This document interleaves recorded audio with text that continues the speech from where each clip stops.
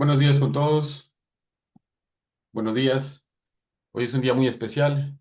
Regresamos a las charlas de los sábados del SLAP, y que es un maravilloso día para reencontrarnos y qué mejor oportunidad para una charla tan importante como es cardiopatías congénitas para el radiólogo general y nunca mejor presentado por el doctor Ugaz, cual es un gran amigo y una persona maravillosa que se interesa tanto por la educación y tan querido por toda Latinoamérica. El doctor Ugaz nos va a hacer una presentación magnífica el día de hoy. Espero que todos podamos hacer nuestras preguntas porque es un tema muy importante y que surgen muchas preguntas durante la evaluación que nosotros vamos haciendo. Entonces, espero que todos estemos muy atentos y listos para las preguntas. Doctor Ugaz es radiólogo pediátrico en el Hospital Rainbow Baby and Children's Hospital. Es una maravilloso día para escuchar esta charla. Doctor, buenos días. Buenos días, Mario. Muchas gracias a todos. Yo muy contento de compartir un poco la experiencia en la evaluación de las cardiopatías. Lo he enfocado como para el radiólogo general. Generalmente siempre hablo sobre las cardiopatías complejas, sobre el rol de la tomografía mayormente, un poco de resonancia, pero sobre todo hablo a veces de los casos complejos. Hoy día quiero ponerme en el área de la importancia que tiene de hacer las cosas simples bien, porque puede tener una repercusión en el manejo de los pacientes. Y bueno, mi nombre es Carlos Ugaz Charcape, como ustedes saben, y hace unas cuantas semanas se hizo una celebración porque oficialmente asumía la jefatura de la sección de radiología pediátrica y mi jefe no podía pronunciar mi apellido porque es un apellido complicado para hablarlo en inglés y hubo muchos comentarios. Y es un apellido al que yo nunca voy a renunciar porque es parte de mí. Y habrán visto que en mis publicaciones, en todas mis charlas, siempre está ahí. ¿Cuál es el motivo? El motivo es que yo estoy muy orgulloso de mis raíces. Tuve que explicarles que ese apellido de una cultura muy importante en el norte de Perú. Es como si fuera en México los mayas, los mochicas y los aztecas, los incas, es la relevancia. Un pueblo que surgió con muchas cosas interesantes. Y hay un pequeño pueblito que tiene mi apellido que es Charcape, ¿no? Donde hay algunas vasijas, han encontrado algunas huacas, algunos dibujos.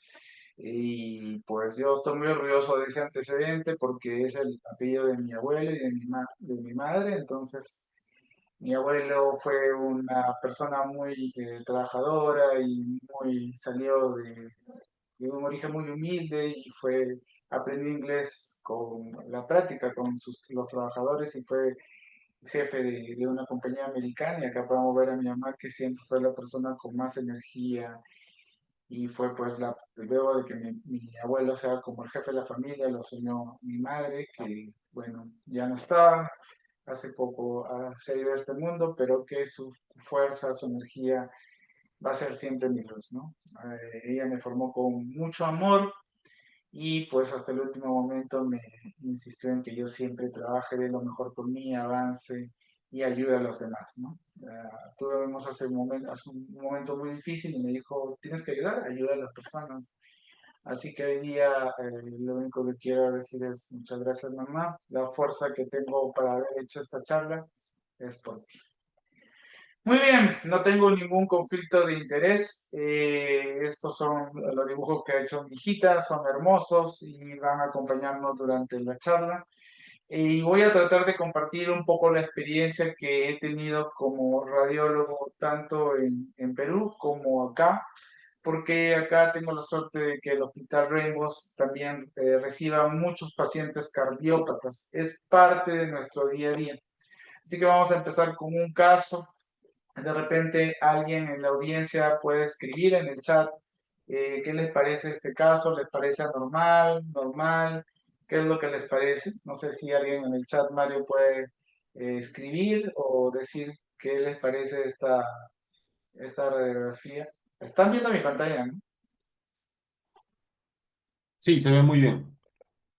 Excelente. ¿Qué te parece esta radiografía, Mario? ¿Qué dirías? Hay un crecimiento de ventrículo y aurícula derecha que está elevando el ápex cardíaco. Eso es lo más llamativo y hay una cardiomegalia. Exactamente, ¿no? ¿Te parecería normal o qué sugerirías en este caso? No, definitivamente no es normal. Creo que el primer paso debería ser un ecocardio y luego una angiotomografía cardíaca. De acuerdo a los hallazgos del ecocardio, ¿no? Excelente. Entonces, yo durante las reuniones con neonatología dije, este caso me parece anómalo y me dijeron, es normal, doctor. Y yo dije, no, no es normal. Así que lo puse en mi informe que se haga la ecocardiografía. Lo bueno que acá, cuando uno pone eso, se hace en el mismo día. Así que, pues, recibí un mensaje luego de algunas horas y dijeron que el paciente tenía atrofia pulmonar. Pues era evidente, como dijo Mario, en este examen podemos ver que las cavidades derechas están incrementadas y ese incremento hace que el ápex esté hacia arriba, esté elevado, el ápex del corazón está elevado por las cavidades derechas que empujan hacia arriba. Cuando las cavidades izquierdas empujan hacia abajo, ya sea el lado izquierdo, y cuando están elevadas, cuando es el derecho, empujan hacia arriba como en este corazón. No se ve tanto flujo pulmonar, solamente se ve algunas opacidades intersticiales, probablemente del recién nacido. Entonces, este caso tiene incremento del corazón derecho e hipoflujo. Significa que no está llegando sangre al corazón, no está llegando sangre a los pulmones. Y pues una atresia pulmonar es algo esperable, ¿no? Y bueno, la doctora que me dijo no, me puso, bueno, era así, ¿no? Y yo quedé pues como nuestro querido personaje de Latinoamérica, Chespirito, pero no, Condorito, porque pasan esas cosas en Estados Unidos. Yo quería en Perú hacer una software de inteligencia artificial que ayude a detectar estos hallazgos en rayos X, porque pensaba que es muy importante en América Latina, en los países en desarrollo, pero no solamente se puede pasar de largo o puede perderse el hacer este diagnóstico en nuestros países, incluso acá, en cualquier lugar del mundo. Por eso es importante nuestro rol y por eso es importante que nosotros tengamos las ganas de hacer una rayos X importante. Así que lo que hoy día, lo primero que quiero decirles es que evaluemos los rayos X con el corazón, con muchas ganas, le echemos las mejores ganas, lo revisemos no como una rutina, sino hagamos lo mejor posible. Y bueno, pues obviamente a los que pueden leer, los que no les gustan ver los colores, pero los áreas rojas y naranjas son de la máxima mortalidad por cardiopatía congénita en niños. Y como podemos ver, muchas de las áreas rojas están en América Latina, no hay áreas rojas en los países del primer mundo. Y pues nosotros todavía tenemos una mortalidad muy alta en cardiopatías congénitas, un subregistro de cardiopatías congénitas, y si nos podemos analizar la situación es grave, por eso es importante tener en cuenta de que es una cosa que nos va a tocar muy frecuentemente. La base de las imágenes van a ser rayos X y ecocardiografía. Como pueden ver, las imágenes de ecocardiografía, así como radiólogos no entendamos mucho, a nada, son lindas y van a tener mucha información que nuestros colegas, los cardiólogos, nos van a ayudar. Las rayos X entonces van a ser el screening inicial, la ecocardiografía va a ser el examen inicial para diagnóstico y cuando hayan algunas preguntas para resolver, nuestros dos aliados van a hacer la tomografía, en los casos en que es un niño que es muy pequeñito, que está descompensado, o la resonancia magnética, en los casos en que el niño ya es más grande y queremos ver la parte funcional. No existe una competencia o cuál método es mejor, sino es que cada método va a responder distinta pregunta diagnóstica, pregunta clínica. Entonces vamos a hablar sobre la radiografía simple, que es la inicial, que vamos a empezar por ver qué es lo importante de decir. Al menos vamos a decir algunas cosas pequeñas. No vamos a dar probablemente un diagnóstico, pero sí vamos a dar una ayuda. Y lo que tenemos que empezar a decir en primer lugar es si hay una cardiomegalia, ¿no? Si el corazón está grande o no. Eso es lo primero que tenemos que hacer.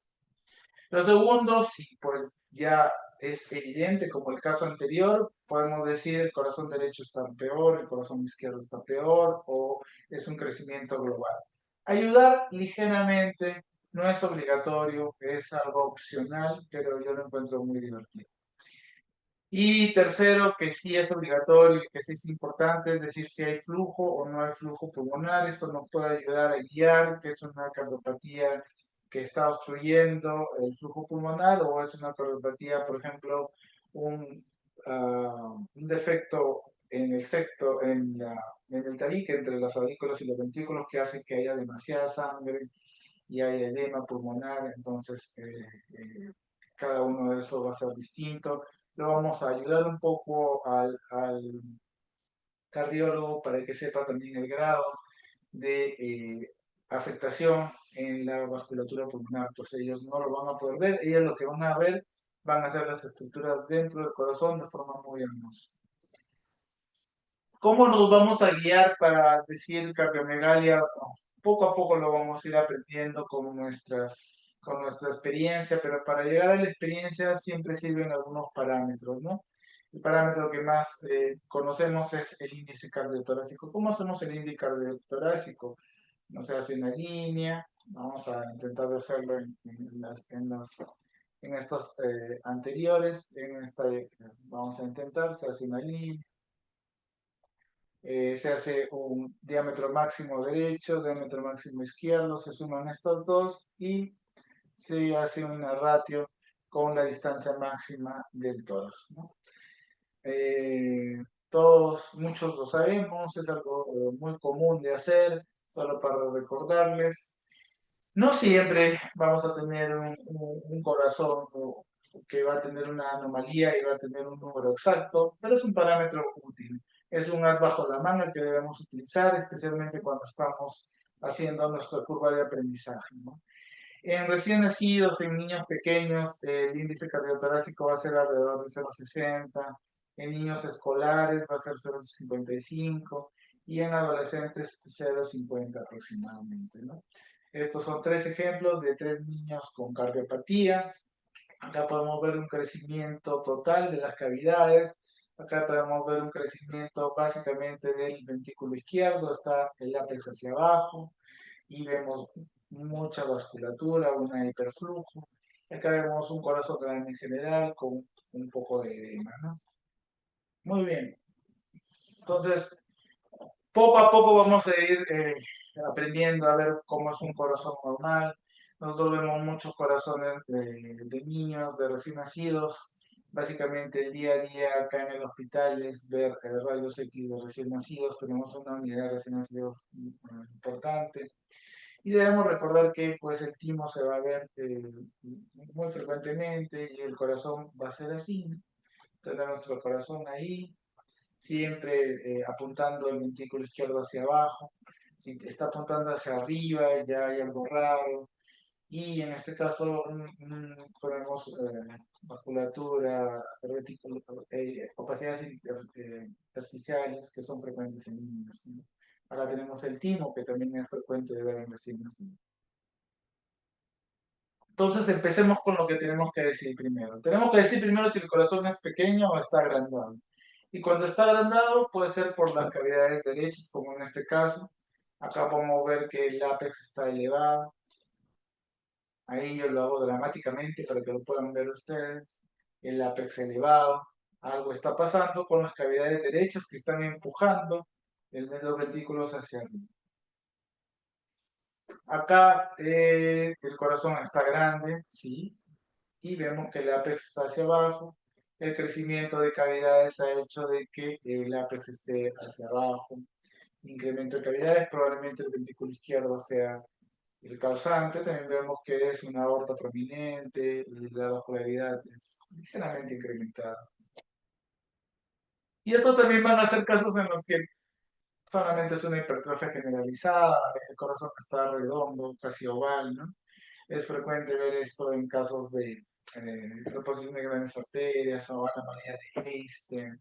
O a veces vamos a ver corazones muy, muy grandes por hipertrofia ventricular, por miocardiopatías congénitas, mayormente los corazones enormes, enormes, o va a ser anomalía de Einstein o miocardiopatías congénitas los más severos y dramáticos. El corazón, pues, de acuerdo a la expansión de los pulmones, puede estar así como oval o puede estar así como más redondeado, ¿no? Este es un caso de un canal auriculoventricular común. Como podemos ver, hay un hiperflujo pulmonar y el corazón está globuloso, ¿no? Entonces, eso lo queremos recordar. Decir si el corazón está grande, bueno, a veces podemos sugerir qué calidad es la que está incrementada. Y esto va a estar relacionado con el flujo pulmonar. Acá vemos el caso anterior con un ventrículo grande y con una vascularidad muy incrementada, ¿no? Fácil de ver un hiperflujo pulmonar. Que es totalmente distinto a este caso, ¿no? En el que vemos un corazón anómalo, ¿no? Y vemos que prácticamente acá no vemos nada de vascularidad. Vamos a regresar al caso anterior. Miren esta vascularidad brutal y acá pues no hay nada. Es una vascularidad muy pequeña. Probablemente acá de todas maneras tiene que haber algún compromiso que esté disminuyendo el flujo pulmonar, como una estenosis pulmonar, atresia pulmonar, doble salida pulmonar con estenosis de la arteria pulmonar. Algo está pasando en el flujo de las pulmonares. Muy bien. Ahora vamos a ir con algunos casos que son divertidos, de que en la bibliografía se encuentran algunos signos clásicos, ¿no? Así que los he puesto en orden de los que me parecen útiles y de los que pues he visto en mi vida, ¿no? Los últimos 2 o 3 casos de cimitarra los pude ver por rayos X antes que tomografía. Pues no hay nada de genialidad ahí. 13 años me estoy dedicando a lo mismo. Sería muy tonto si no puedo recordar los patrones. Entonces, ¿qué recordamos en cimitarra? Cimitarra es que la vena pulmonar inferior se une a la vena cava inferior, pero además es un síndrome en el que el pulmón está más pequeño, en el que puede haber algunas otras malformaciones como secuestro pulmonar y pulmonar o hernia diafragmática. Acá vemos esta imagen que está muy linda de una cimitarra. Ahora la voy a poner y la voy a sacar para que no se olvide. Y además es un pulmón derecho pequeño. A veces nos ponen pulmón derecho pequeño, atelectasis persistente. ¿Qué pasa con ese pulmón? Si tenemos un pulmón derecho pequeño en un paciente que tiene muchos episodios respiratorios y el pulmón derecho es pequeño y vemos esta imagen interesante, pues muy seguramente que estamos viendo un síndrome de la cimitarra, tiene que ir a ecografía y tiene que ir a usualmente tomografía, aquí y en cualquier lugar del mundo. Drenaje venoso anómalo supercardíaco, pues esta imagen hermosa solamente la he visto en los artículos. Nosotros hemos tenido alguna vez un caso, pero era medio aplanado. Igual, lo que produce esto es la vena cava superior, que hace un colector de las venas pulmonares, y pues da esta imagen como en ASA, y vemos esa imagen de SNOMA. Transposición de grandes arterias. Yo he revisado un caso de los que puse al inicio y es bastante parecido, así que podemos tener una imagen casi oval y esta una imagen casi recta de mediastina. Tetralogía de Fallot, pues acá vemos que esta parte está como que muy cóncava y bueno, el corazón derecho es el que está incrementado en la tetralogía de Fallot. Y normalmente si es muy severa hay poco flujo. Coartación aórtica es difícil de ver, solamente en casos muy severos. La aorta debería ser así, y si tenemos acá un pequeño muesca, pues podríamos pensar en eso. Si vamos a encontrar eso, va a ser pues ya un paciente grande, como este paciente que esta coartación crónica ha hecho que haya hipertrofia de las cavidades, ¿no? Eso encontrado, incluso hemos visto un paciente acá hace poco que llegó como que a los 6 años, eso me sorprendió, ¿no? Porque en Perú una vez tuvimos un niño con 10 años y estas cardiopatías deberían detectarse mucho antes, ¿no? Entonces, a nivel mundial nos falta afinar aún la detección de cardiopatías.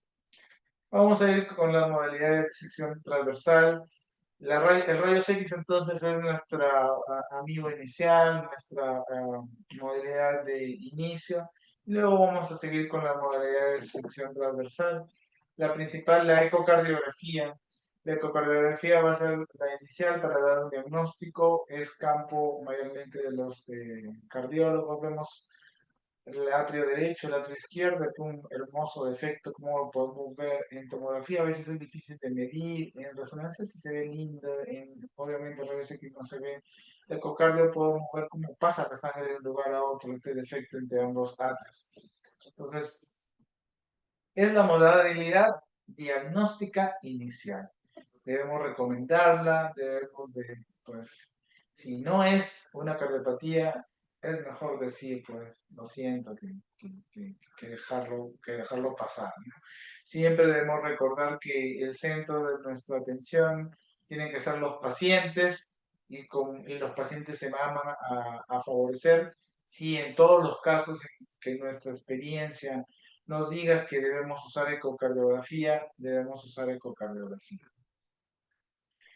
Vamos a pasar a las dos modalidades que mayormente hago, que son tomografía y resonancia magnética. ¿Por qué es importante tomografía? Voy a empezar con este caso. Es un caso que ya he presentado algunas veces. Es un niño de 3 meses con un corazón muy grande.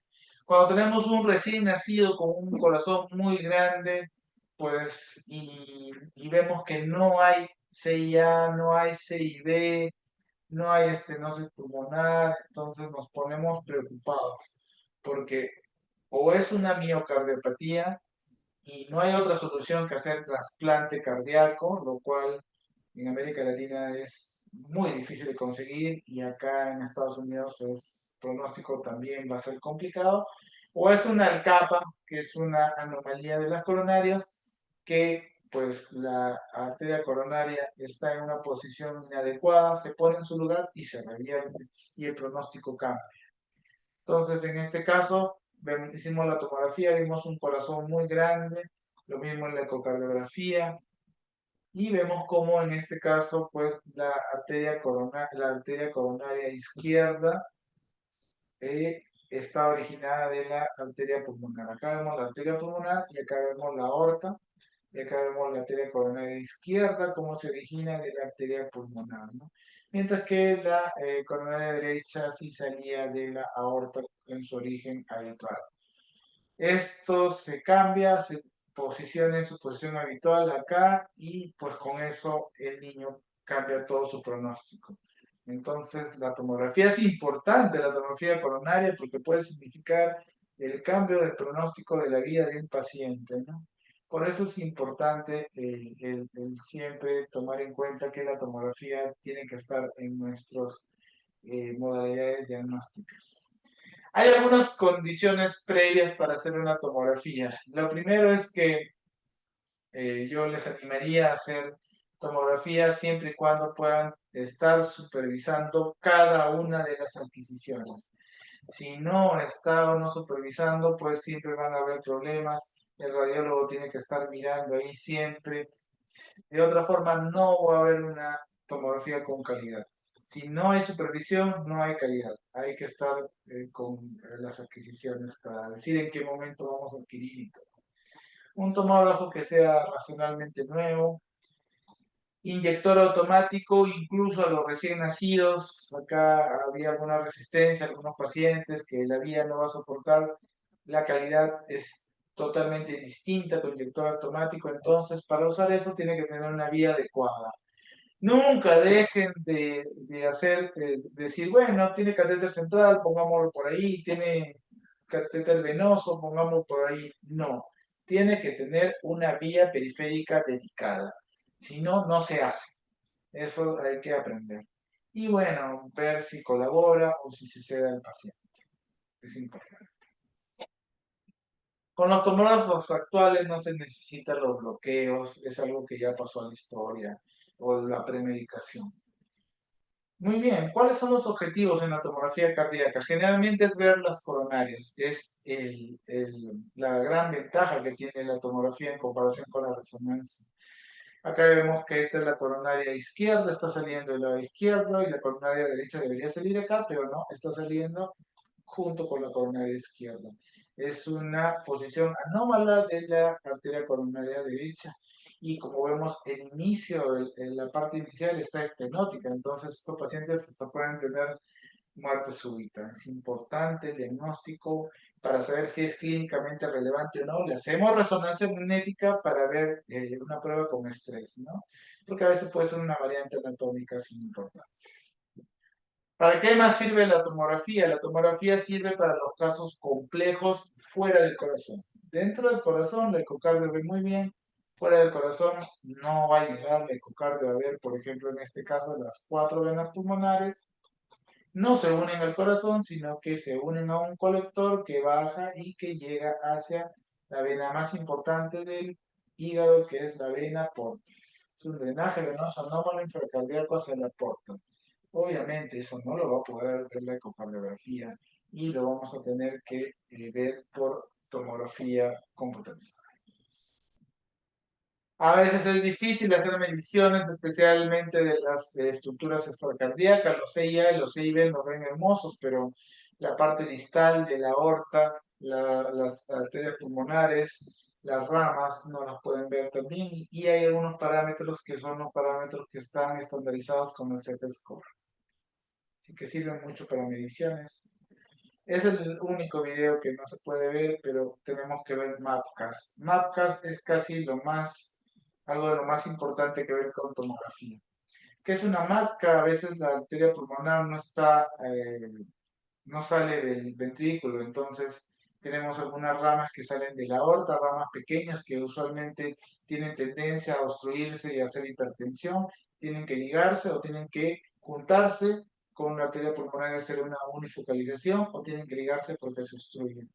Estos son colaterales grandes aortopulmonares, se llaman MAPCAS, y la mejor forma de verlas es con tomografía y usualmente se pueden ver en pacientes que tienen poca vascularización pulmonar como estenosis pulmonar, atresia pulmonar.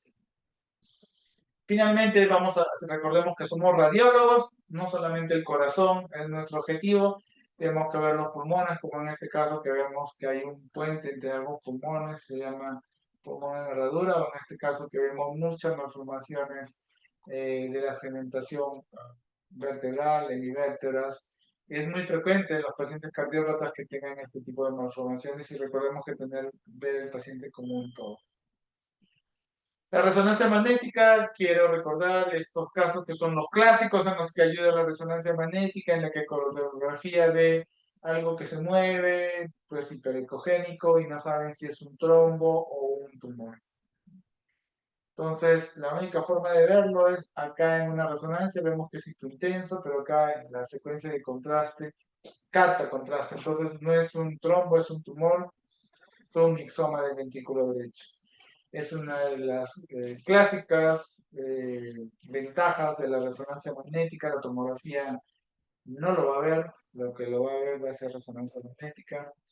Y hay unas condiciones previas para hacer resonancia magnética. La primera es que sea un paciente estable. Alguna vez me dijeron, ¿por qué no hacemos resonancia magnética, por ejemplo, los pacientes con heterotaxia, que son bebitos que vienen casi de color azul, vienen hipóxicos, descompensados? Acá nunca he visto, acá estuve en varios hospitales, no se hace resonancia a esos pacientes. Los pacientes delicados se les hace tomografía. El paciente para que se haga resonancia tiene que ser más o menos 40 minutos, hasta 50. Entonces tiene que ser un paciente que pueda aguantar un procedimiento largo, que no se desestabilice. Es lo primero. Lo siguiente que es muy importante, que me gusta a mí, para mí es muy importante, es un buen software de postproceso. La pregunta principal normalmente en resonancia magnética es si el corazón está funcionando o no. Y tenemos que hacer algunos números a una volumetría. Si nuestro software es malo, sale mal, mejor no hagamos nada. No hagamos si no tenemos un software dedicado. Hay software como el Medix, como el Cycle. Hay que tener un software que realmente sea decente, que tenga evidencia de que sirva. Si no, mejor no se hace. Colaboración, sedación del paciente, pues si realmente es un hospital que va a tener pacientes cardiópatas, debería tener una máquina dedicada a resonancia de anestesia, ¿no? Con 1.5 o 3 telas se puede hacer, hay que afinar las secuencias con una antena que también sea la adecuada, ¿no? Porque el dar un volumen anómalo va a decir que tengamos que hacer una operación nuevamente a un paciente cardiópata, son palabras serias, ¿no? Nadie quiere poner pues a nadie en riesgo, es un niño en una operación cruenta en la que puede perder la vida, entonces estos numeritos que sacamos van a definir mucho, ¿no?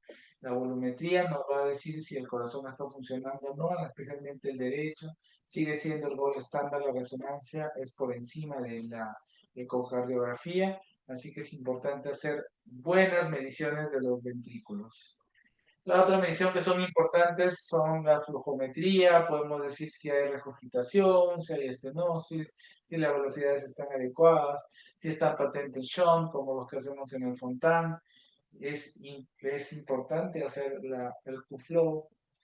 La otra caracterización que se hace es del miocardio, por ejemplo, acá vemos las secuencias post-realce tardío, esta es la enfermedad de Fabry que tiene en el centro, la amiloidosis que tiene toda otra enfermedad de Anon sí que hay hipertrofia y también hay fibrosis o captación en toda la extensión. Nos va a ayudar estas sutiles diferencias para decir qué es lo que tiene el paciente, ¿no? Si es que tiene fibrosis en algún lugar en especial, nos va a ayudar para ver si una variante anatómica es solo una variante o si tiene una repercusión, como los casos de perfusión miocárdica por estrés. Sabemos que durante el estrés hay un área que no perfunde bien, entonces es probable que la coronaria de este lado no sea una variante anatómica, sino sea algo importante. Y pues también actualmente el mapa T1, el mapa T2 nos ayuda a ver la fibrosis miocárdica y cuantificar. También la 4D Flow nos sirve para ver las alteraciones en la flujometría, que vemos un área de alteración de flujo por una coartación, áreas en las que había un poco de hemolizing en la ecocardiografía, artefactos por un flujo alterado, nos sirve mucho. El 4D Flow es algo que se está haciendo. Finalmente, quiero dejarles pues lo que yo pienso que podría ser de utilidad de cómo enfrentar la cardiopatía congénita, ¿no? Nuestro rol como radiólogo general va a ser básicamente detectarla por rayos X, así que la radiografía simple de tórax es nuestra arma principal e inicial de screening. Nuestra tarea va a ser si es normal o anormal. Cuando tengamos alguna normalidad, intentemos de poner si es cardiomegalia, si es posible, si es el derecho o el izquierdo, y la valoración de flujo, ¿no? Lo principal, dentro de todo, es decir si es normal y anormal, y aconsejar cuál es el siguiente paso, que es ecocardiografía. Esto va a llegar a dar el diagnóstico del paciente y a mejorar, y con esto cumplimos nuestro trabajo como radiólogo general. Nuestro segundo escenario va a ser que nos pregunten, bueno, este es un caso que tenemos dudas, así que, ¿qué nos recomiendas? ¿Tomo o rezo? El gran dilema. Si tenemos anatomía compleja, el paciente es pequeño y en estado crítico, es una locura. En ningún lugar del mundo lo hacen, así que hagamos tomografía. Pero si no, si el paciente es grande, queremos ver a pues, adolescente, pues vamos a resonancia. Si vamos a coronarias, tomografía. La tomografía es superior aún para ver las coronarias. Si queremos ver la función cardíaca, un tumor, o los flujos, o fibrosis, o una miocardiopatía congénita, incluso un recién nacido, pero queremos ver si es una enfermedad de depósito, ahí va la resonancia cardíaca. Es el lugar de la resonancia cardíaca, la función y la integridad del miocardio. Así que con eso espero que ustedes puedan orientar bien a sus consultores. Y los mensajes que quiero llevar a la casa son tres, son muy simples. El primero, echemos las ganitas a los rayos X. Puede depender la vida de un paciente, así que hagámoslo con mucho amor, con mucha dedicación. Dejemos que brillen nuestros amigos los cardiólogos, ellos son los que hacen los diagnósticos en las ecocardiografías, consultémosle cada caso que tengamos dudas. Si no fue, nosotros estamos ayudando, estamos haciendo lo mejor posible, así que nadie lo va a tomar a mal de enviar los casos a los cardiólogos de las ecocardiografías.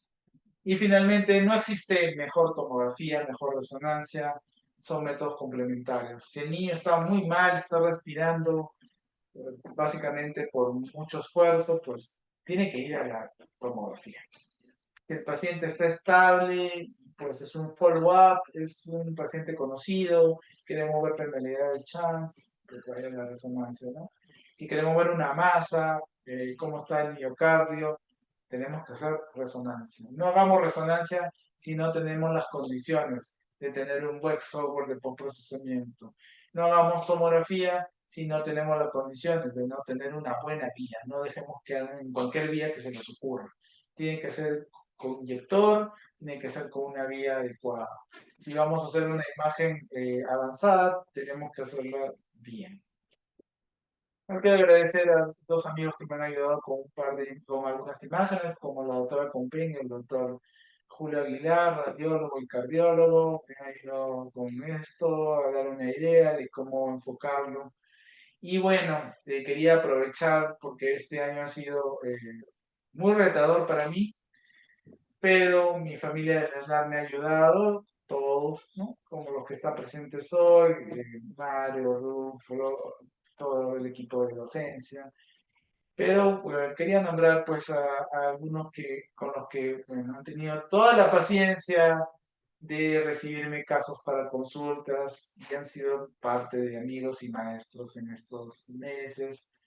Mónica Galeano, Claudia Rucci, Nina, Mario Pelizari con los casos de piel y Emily con algunas resonancias y también rayos X de MSK con los que, bueno, gracias a todos que me han ayudado muchísimo y creo que no he tenido ningún problema en el trabajo, estoy dando lo más posible.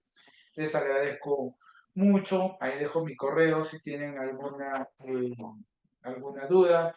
Este es el hospital donde trabajo, en la lista de Ana Julia. Así que muchas gracias. Y si es que hay alguna pregunta, aún tengo algunos minutos, no muchos, pero vamos a conversar unos 5 o 10 minutos si gustan.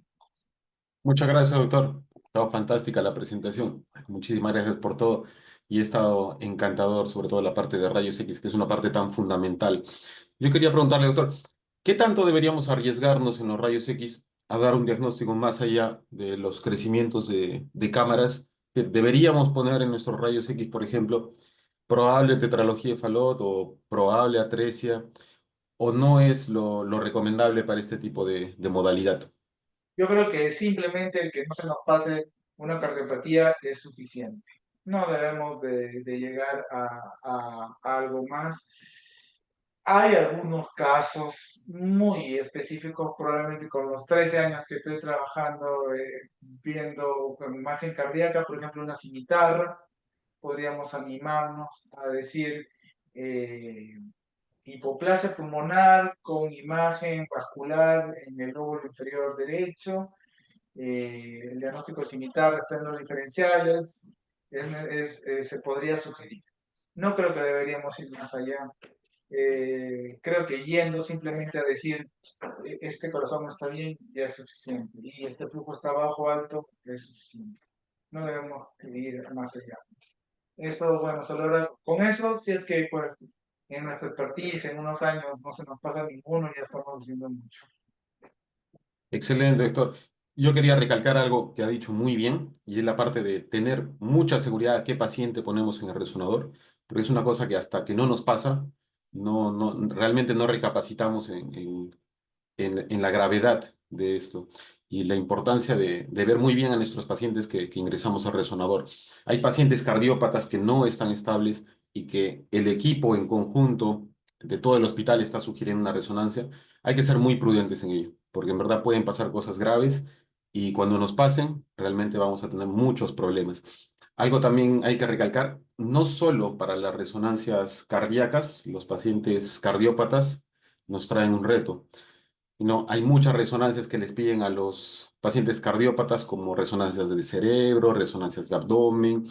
En el hospital hemos tomado una decisión de que este tipo de resonancias en pacientes cardiópatas deben ser también aprobadas por el cardiólogo, porque son pacientes en verdad muy, muy complejos y son los que en mayor medida tienden a complicarse en el resonador. Entonces hay que tener muchísimo cuidado en esa parte.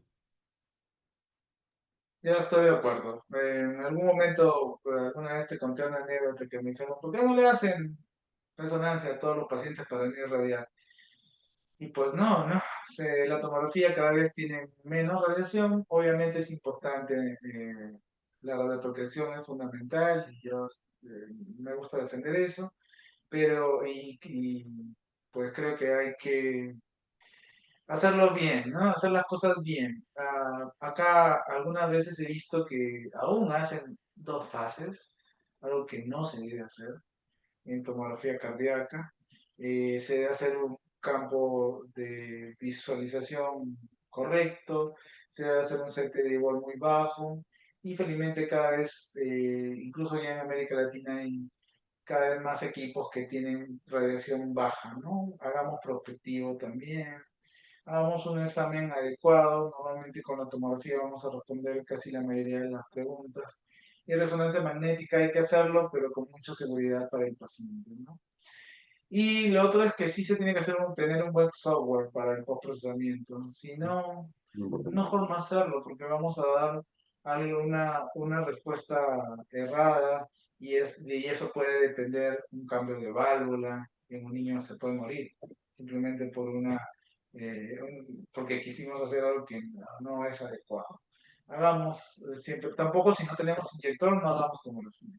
Creo que no Exacto. vale. Algo que también he visto que es muy frecuente cuando evaluamos las angiotomografías cardíacas es que a veces nos rompemos la cabeza tratando de ver pequeños CIAs, CIBs, cuál no es el objetivo de la angiotomografía cardíaca. El objetivo es ver una evaluación anatómica, una evaluación morfológica, no tanto la evaluación de los shunts. Entonces, ahí ecocardiografía es quien tiene la última palabra y es ahí donde tenemos que enfocar las decisiones, ¿no? Cada modalidad es mejor viendo algo y en el caso de la angiotomografía cardíaca, mucho mejor para la evaluación anatómica, para la evaluación de la morfología del corazón y sobre todo de la parte extracardíaca, incluyendo la parte de las coronarias, ¿no? Que eso no se puede evaluar muy bien por ecocardiografía y ahí la última palabra la tiene la angiotomografía. Entonces, cada modalidad tiene que decidir en cada órgano, en cada zona de los órganos y ahí es donde vamos a poder enfocar mejor nuestros esfuerzos. Sí, Doctor, hay una cosa que me faltó poner porque como te conté estaba con los problemas con los videos, pero no sé si se puede ver ahorita. ¿Se puede ver mi pantalla, Mario? se ve muy bien. ¿Se ve? ¿Qué se ve? Se ve una imagen dinámica de corazón Ok, en los ok. tres ejes. Sí. Mira, mira, mira, acá podemos ver la válvula. ¿Ves, Mario? Las válvulas anteriores, delgaditas, las válvulas posteriores, engrosadas. Y acá vemos cómo la válvula anterior se mueve, mira, qué lindo se mueve, ¿no? Sí, Y sí, la es muy posterior, bien. mira, no bueno, se mueve porque se mueve el corazón, pero está engrosada y no se mueve. Mira la diferencia, ¿no? Algo que también se puede hacer es eso, la valoración de las válvulas también es algo interesante que se puede hacer y que creo que no se necesita mucho, ¿no? Solamente se necesita hacer la fase dinámica y puede servir en los pacientes como este paciente que tiene devices metálicos que no se debe hacer resonancia, ¿no? Eso es algo importante también recordar. Con los futuros equipos que van a hacer menos dosis, entonces puede servir resonancia en los casos en los que no podemos, tomografía en los casos que no podemos hacer volumetría porque tenemos devices metálicos. Es algo muy importante porque ahora hay nuevos softwares que sí nos permiten una evaluación dinámica del corazón en la angiotomografía cardíaca. Ahora mismo hay mucha radiación al respecto, por lo tanto se recomienda aún la resonancia, pero mientras va avanzando la tecnología y la dosis de radiación se va disminuyendo, puede ser una alternativa muy buena. Es una alternativa, como en este caso, que este paciente tiene marcapaso y tiene un montón de devices. No le podemos hacer eso. Entonces, hay que recordar que también hacer eso, van a haber cada vez más de ese tipo de pacientes en América Latina, así que hay que tenerlo en cuenta que puede ser una opción. Bueno, si no hay ninguna pregunta, Mario. ¿Alguien quería hablar? ¿Alguien activó su micro por ahí? Creo que no. Ah, Doctor, muchísimas gracias por tan hermosa charla. Estamos encantados de verlo en los sábados de SLARP y esperamos verlo muy pronto, muy, muy pronto. chao, Cuídese Ruchi. mucho.